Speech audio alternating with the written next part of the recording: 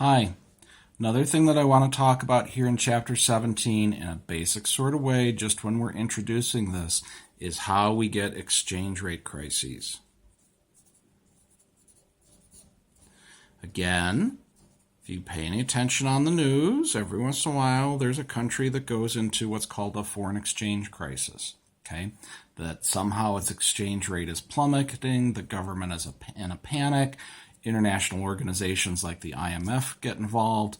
It's a weird thing. Okay, so we're worried about Argentina with this right now. I gave you an article earlier in the semester about that. This happened to Greece a few years ago, kind of happened to the Soviet Union about 10 years ago, happened to Cyprus a few years ago, happened to Mexico back in the mid-90s, happened to Malaysia in the late 90s. There's been a lot of situations like this. Okay, how does this actually happen?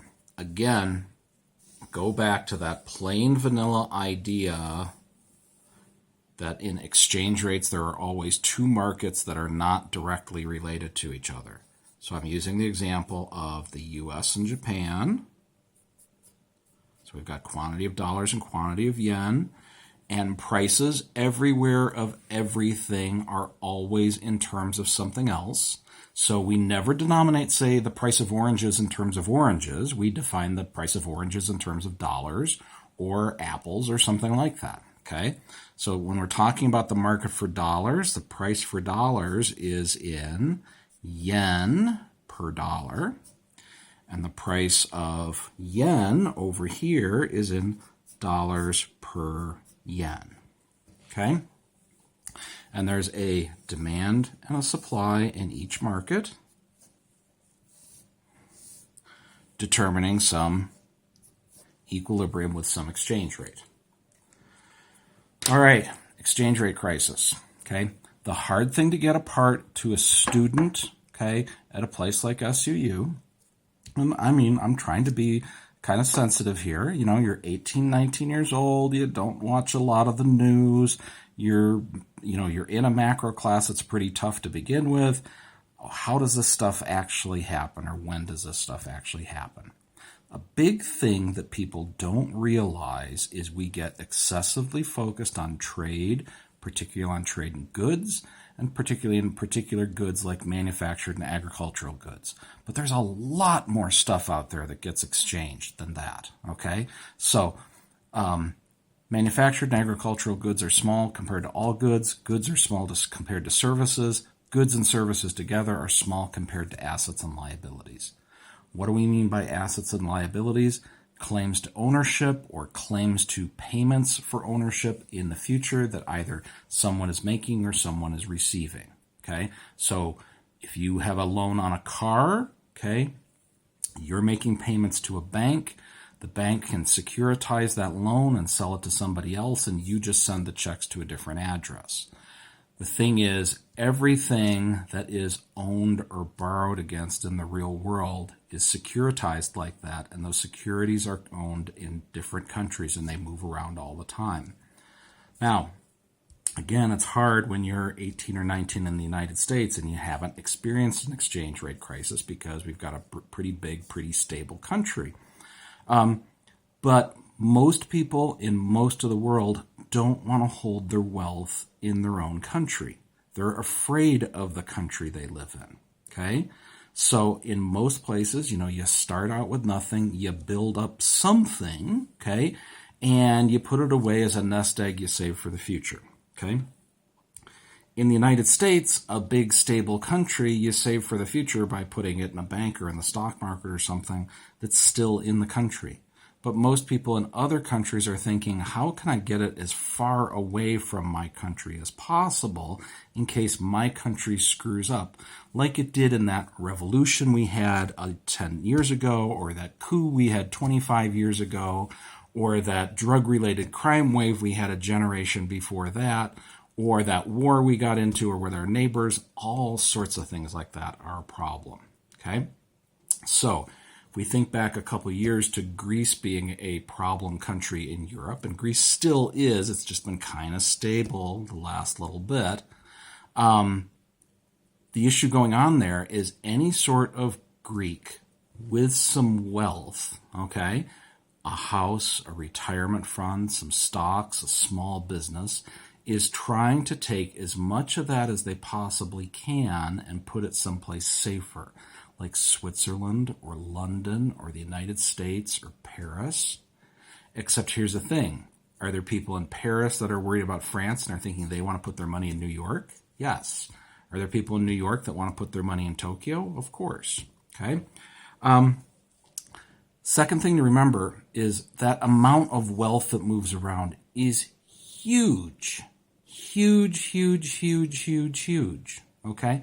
Even think about this yourself. A lot of your college students that are making, maybe $10,000 a year, and yet you have a car that you say that you own. Okay? You have next to nothing in income, and yet you have this piece of wealth called a car. Your parents might have income that's a couple times yours, but they own a house that might be worth a few $100,000, and they've got a retirement account. So wealth, even for people of modest means, can actually be fairly large. Then think about corporations. Okay, how much wealth does ExxonMobil have? Okay, how much wealth do countries have? Most of those oil-producing countries have what are called sovereign wealth funds. Hundreds of billions of dollars that they can invest. Third point is that money is fungible. Fungible means it goes from one place to another fairly quickly because they can go out of one investment and into another investment back and forth as many times as they want. This is no different than you doing E-Trade with some stock portfolio given to your grandmother. Not everybody has one of these, but they have commercials for these things on TV all the time because there are lots of people that do have stuff like that. Okay? So we've got all this wealth that's financial that can go from country to country whenever it feels like it and can do so relatively quickly. Okay? Here's what happens in an exchange rate crisis. We've got a bunch of people who have wealth in the United States, and at least some fraction of them are not from the United States, but they are here and their money is here. Now, again, you think, how many people can that be? But you know what? You ever been to Los Angeles and looked at all the foreign people in their homes? You ever been to Park City and seen all the foreign people in their homes? It's kind of strange, but if you think about it, those are people trying to get away from where they lived because the money isn't safe there. They come to LA or they come to Park City or Vail or something because it's safer. So there's a bunch of people in the United States with dollars, okay, not all of whom are Americans, and not all of whom are concerned about trading with the Japanese. What they're concerned about is preserving those dollars, okay, or preserving that wealth in terms of dollars. All right, what happens in an exchange rate crisis is those people want to get rid of those dollars, so what do? They start supplying those dollars to anybody who will buy them, and the exchange rate falls, okay? But what happens with that is they have to go put that wealth into some other place, and they go and buy yen. And what happens is the exchange rate gets driven down in the United States. That's called a depreciation. And it gets driven up in Japan. That's called an appreciation.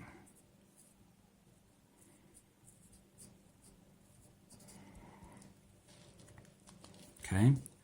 And they keep doing that, and so this could keep depreciating. This could keep appreciating.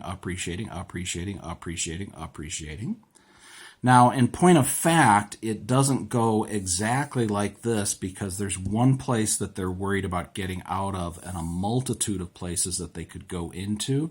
So the depreciation tends to be fairly large in the one country and fairly modest and spread across a bunch of different countries. Okay, as people put their money into Japan and into Switzerland, into Germany and whatnot.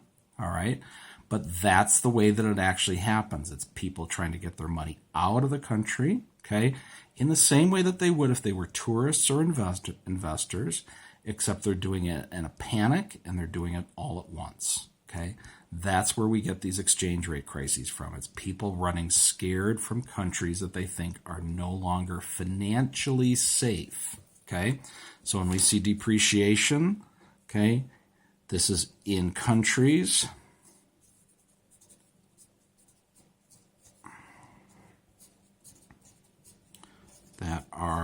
less safe financially. And we see appreciation in countries that are safer financially.